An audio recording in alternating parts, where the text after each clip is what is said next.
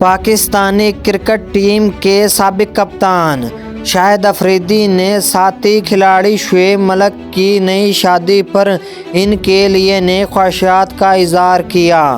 حال ہی میں نجی چینل کو انٹرویو کے دوران شاہد افریدی سے جب شعیب ملک کی نئی شادی کے حوالے سے سوال کیا گیا کہ شعیب ملک نے نئی شادی کی ہے، آپ انہیں کیا کہیں گے؟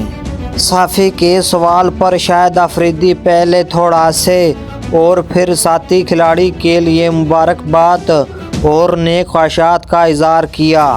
شاہد افریدی نے کہا کہ شعیب ملک کو بہت بہت مبارک ہو۔ انہوں نے نیک خواہشات کا اظہار کرتے ہوئے مزید کہا کہ اللہ تعالیٰ اس کو اسی لائف پارٹنر کے ساتھ ساری زندگی خوش رکھے۔ شاہد افریدی کی جانب سے شعیب ملک کے لیے نیک خواہشات کا یہ پیغام سوشل میڈیا پر وائرل ہو گیا۔